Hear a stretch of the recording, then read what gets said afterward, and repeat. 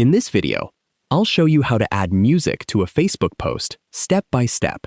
Adding music can make your post more engaging, but the available options may vary depending on whether you're posting from a personal profile, a Facebook page, or your region.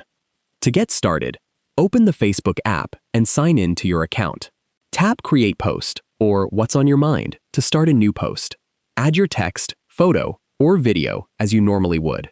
Next, look for the music option or tap Add to your post if it's available. Then select Music. Browse the Facebook Music library or use the search bar to find the song you want to use.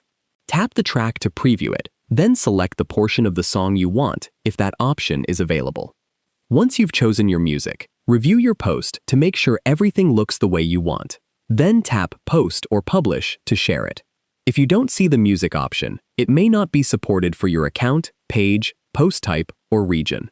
In that case, you can create a Facebook story with music or upload a video that already contains music, as long as you have the rights to use it.